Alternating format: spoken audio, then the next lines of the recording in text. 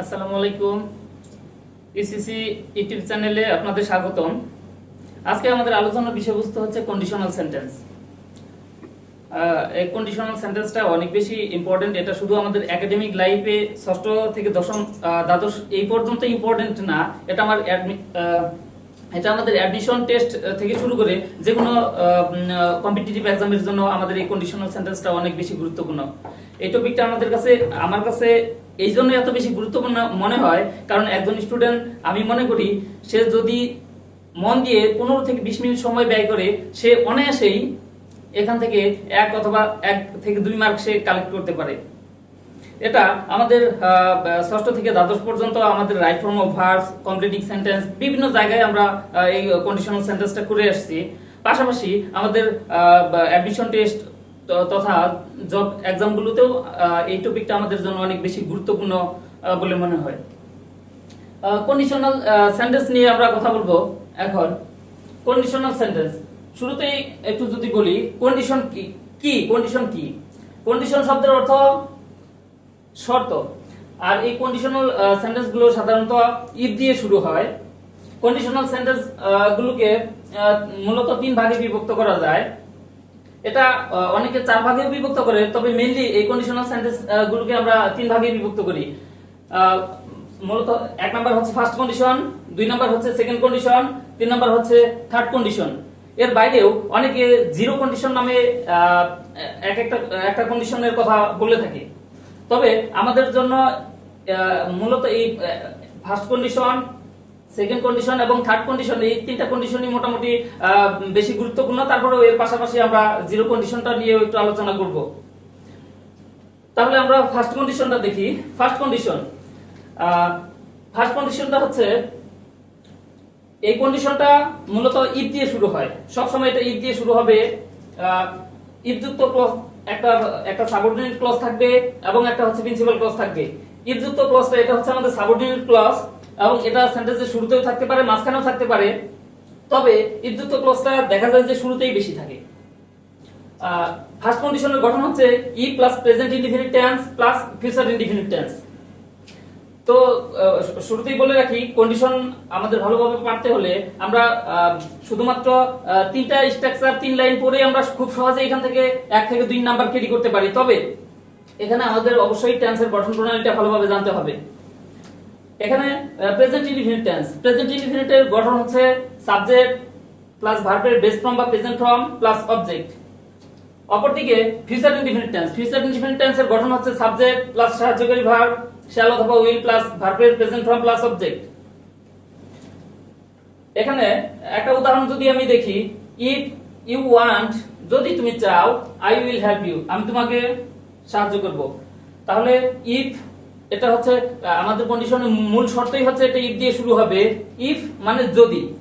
এখানে প্রথম অংশ শর্তের জন্য দ্বিতীয় অংশের উপর নির্ভরশীল।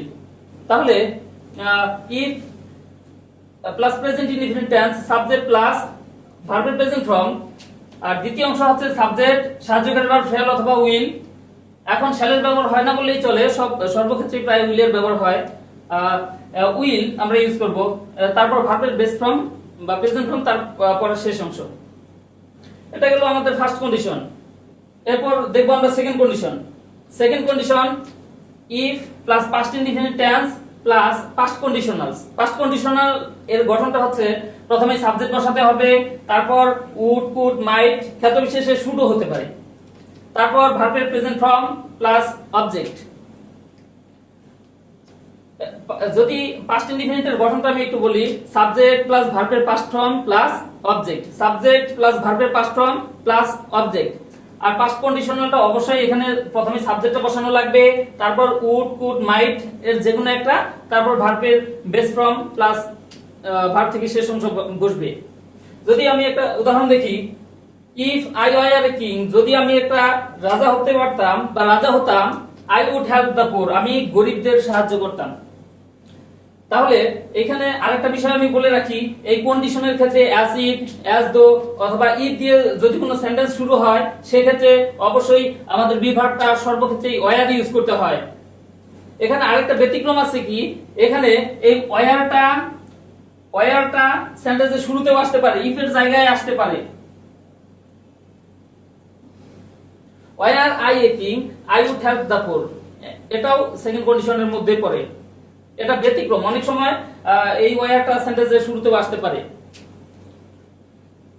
এবার আমরা দেখব থার্ড কন্ডিশন।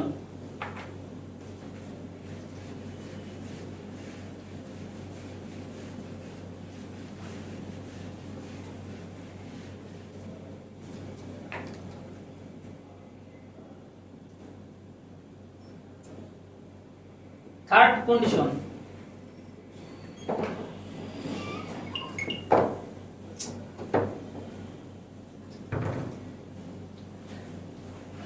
থার্ড কন্ডিশনের গঠনটা হচ্ছে if plus past perfect tense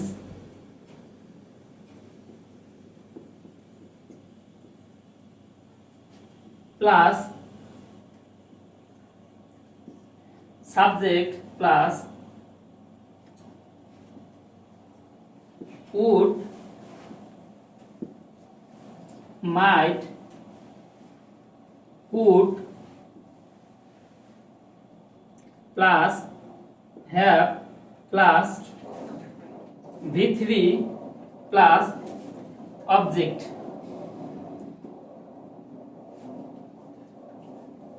তাহলে থার্ড কন্ডিশন হচ্ছে ই প্লাস পাস্ট পারফেক্ট টেন্স, এবং এর পরে যে ক্লজটা থাকবে সেটার গঠন হবে প্রথমে সাবজেক্ট ইউজ করতে হবে, তারপর শুড, কুড, উড, মাইট যে কোনো একটা বসানো লাগবে, তারপর হ্যাভ প্লাস তারপর মূল ভার্বের past participle form plus object বসানো লাগবে।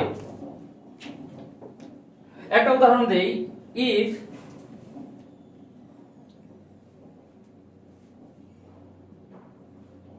I had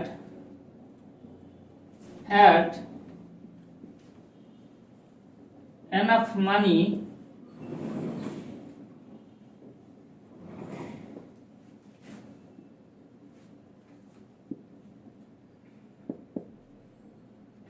I would have helped the poor, বা bought a flat, helped।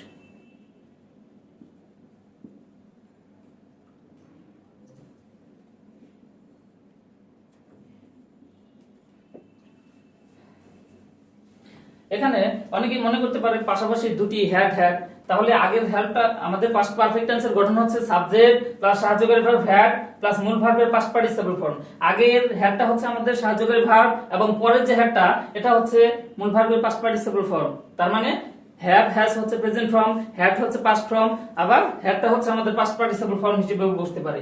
তাহলে এটা হচ্ছে আমাদের পাস্ট পারফেক্ট টেন্স, এবং আগের অংশ পাস্ট পারফেক্ট টেন্স হলে অবশ্যই পরের অংশের গঠন হবে সাবজেক্ট, শুড, কুড, উড, মাইট যে কোনো একটা বসানো লাগবে, তারপর ভার্বের তারপর হ্যাভ বসানো লাগবে, তারপর মূল ভার্বের পাস্ট পার্টিসিপল ফর্ম বসানো লাগবে, তারপর অবজেক্ট অথবা ভার্বের পরের অংশ বসানো লাগবে। এই ছিল আমাদের মোটামুটি কন্ডিশন, 3 প্রকার কন্ডিশন। আশা করি যদি কারো মনে হয় যে এই 3 প্রকার কন্ডিশনের গঠন বুঝতে বা জানতে সমস্যা বা চিনতে সমস্যা, তাহলে আমার মনে হয় এই 3 প্রকার গঠন ভালো করে মুখস্থ করে নিলেই আমাদের আশা করি এখান থেকে 1 মার্ক আমরা খুব সহজেই কমন পাবো। যদি আপনাদের ক্লাসটা ভালো লাগে তাহলে অবশ্যই লাইক, কমেন্ট এবং শেয়ার করে আমাদের চ্যানেলের পাশেই থাকবেন।